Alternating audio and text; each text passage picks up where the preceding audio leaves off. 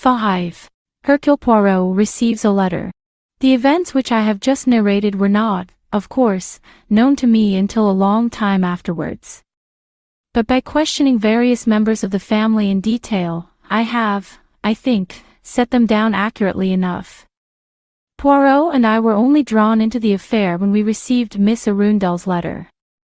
I remember the day well. It was a hot, airless morning towards the end of June. Poirot had a particular routine when opening his morning correspondence. He picked up each letter, scrutinized it carefully and neatly slit the envelope open with his paper cutter. Its contents were perused and then placed in one of 4 piles beyond the chocolate pot. Poirot always drank chocolate for breakfast, a revolting habit. All this with a machine-like regularity. So much was this the case that the least interruption of the rhythm attracted one's attention. I was sitting by the window, looking out at the passing traffic. I had recently returned from Argentina and there was something particularly exciting to me in being once more in the roar of London. Turning my head, I said with a smile, "Poirot, I, the humble Watson, am going to hazard a deduction." "Enchanted, my friend." "What is it?" I struck an attitude and said pompously, "You have received this morning one letter of particular interest." "You are indeed the Sherlock Holmes." "Yes, you are perfectly right." I laughed. "You see, I know your methods, Poirot. If you read a letter through twice it must mean that it is of special interest. You shall judge for yourself, Hastings." With a smile my friend tendered me the letter in question. I took it with no little interest, but immediately made a slight grimace. It was written in one of those old-fashioned spidery handwritings, and it was, moreover, crossed on 2 pages. "Must I read this, Poirot?" I complained. "Ah, no, there is no compulsion." "Assuredly not." "Can't you tell me what it says?" "I would prefer you to form your own judgment." "But do not trouble if it bores you." No, I want to know what it's all about," I protested. My friend remarked drily, "You can hardly do that. In effect, the letter says nothing at all." Taking this as an exaggeration I plunged without more ado into the letter. Hercule Poirot. Dear Sir, after much doubt and indecision, I am writing. The last word was crossed out and the letter went on. I am emboldened to write to you in the hope that you may be able to assist me in a matter of a strictly private nature. The words strictly private were underlined 3 times. I may say that your name is not unknown to me. It was mentioned to me by a Miss Fox of Exeter, and although Miss Fox was not herself acquainted with you, she mentioned that her brother-in-law's sister, whose name I cannot, I am sorry to say, recall, had spoken of your kindness and discretion in the highest terms underlined once. I did not inquire, of course, as to the nature underlined, of the inquiry you had conducted on her behalf, but I understood from Miss Fox that it was of a painful and confidential nature, last 4 words underlined heavily. I broke off my difficult task of spelling out the spidery words. "Poirot," I said. "Must I go on? Does she ever get to the point?" "Continue, my friend." Patience. I grumbled. "It's exactly as though a spider had got into an inkpot and was walking over a sheet of notepaper. I remember my great-aunt Mary's writing used to be much the same." Once more I plunged into the epistle. "In my present dilemma, it occurs to me that you might undertake the necessary investigations on my behalf. The matter is such, as you will readily understand, as calls for the utmost discretion, and I may, in fact, and I need hardly say how sincerely I hope and pray underline twice, that this may be the case, I may, in fact, be completely mistaken. One is apt sometimes to attribute too much significance to facts capable of a natural explanation. I haven't left out a sheet," I murmured in some perplexity. Poirot chuckled.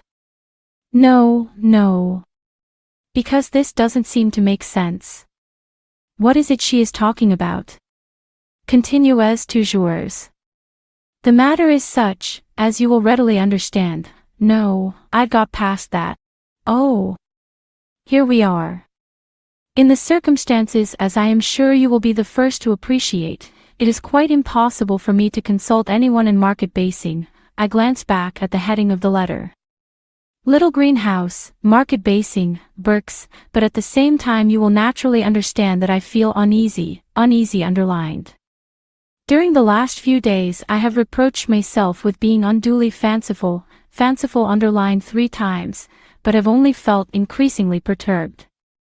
I may be attaching undue importance to what is, after all, a trifle underlined twice, but my uneasiness remains. I feel definitely that my mind must be set at rest on the matter. It is actually preying on my mind and affecting my health, and naturally I am in a difficult position as I can say nothing to anyone underlined with heavy lines. In your wisdom you may say, of course, that the whole thing is nothing but a mare's nest. The facts may be capable of a perfectly innocent explanation, innocent underlined. Nevertheless, however trivial it may seem, ever since the incident of the dog's ball, I have felt increasingly doubtful and alarmed. I should therefore welcome your views and counsel on the matter. It would, I feel sure, take a great weight off my mind. Perhaps you would kindly let me know what your fees are and what you advise me to do in the matter. I must impress on you again that nobody here knows anything at all.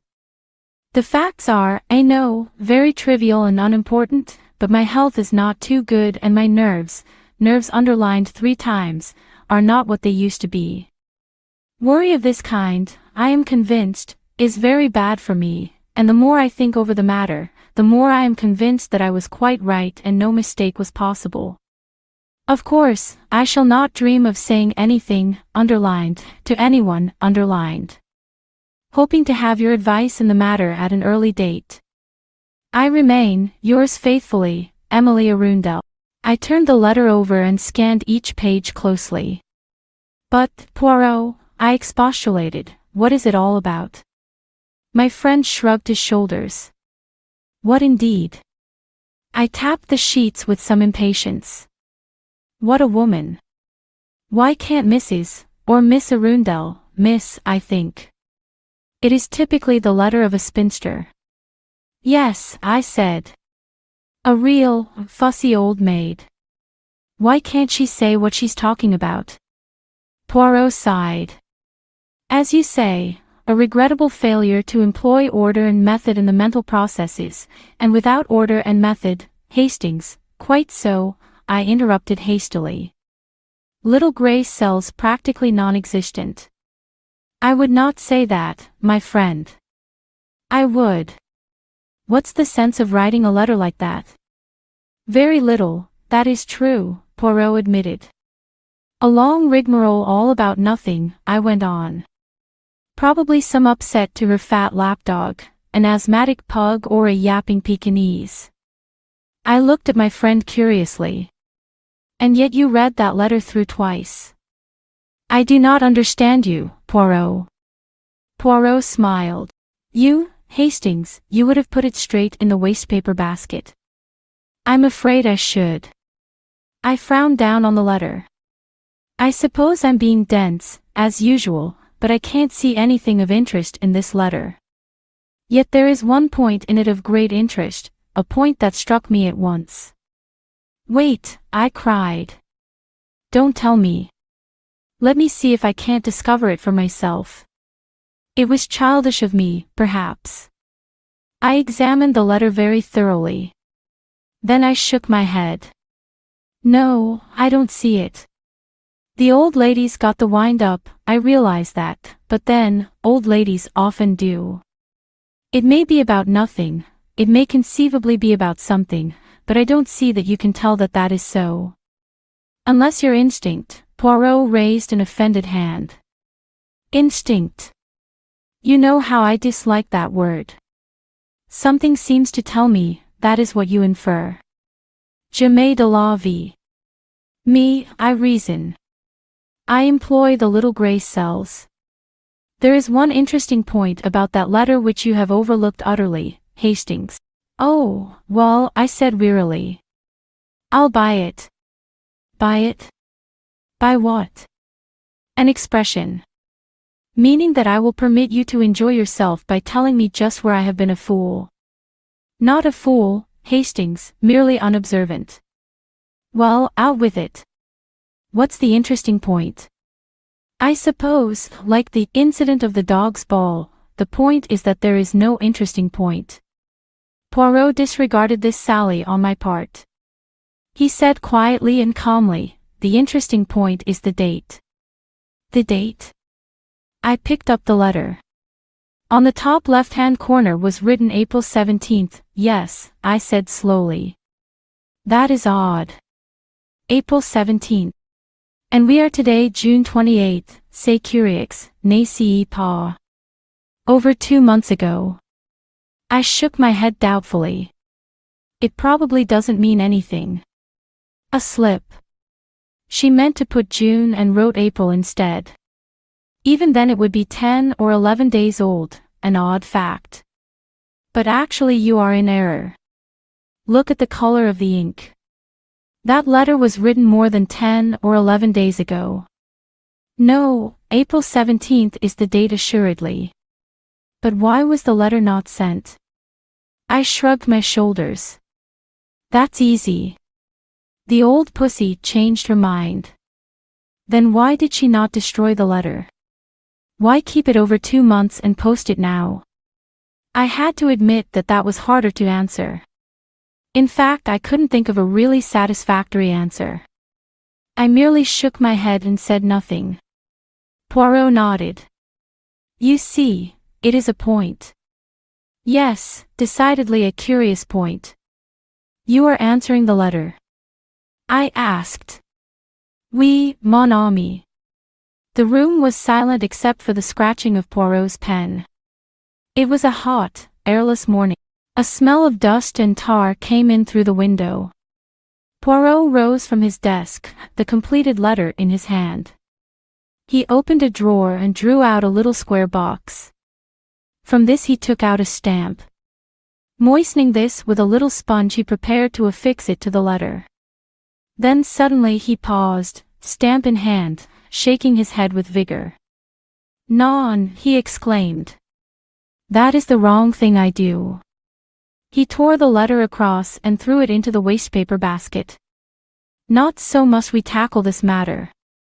We will go, my friend. You mean to go down to Market Basing? Precisely. Why not? Does not one stifle in London today? Would not the country air be agreeable? Well, if you put it like that, I said. Shall we go in the car? I had acquired a second-hand Austin. Excellent. A very pleasant day for motoring. One will hardly need the muffler. A light overcoat, a silk scarf, my dear fellow, you're not going to the North Pole. I protested. One must be careful of catching the chill, said Poirot sententiously. On a day like this. Disregarding my protests, Poirot proceeded to don a fawn-colored overcoat and wrap his neck up with a white silk handkerchief.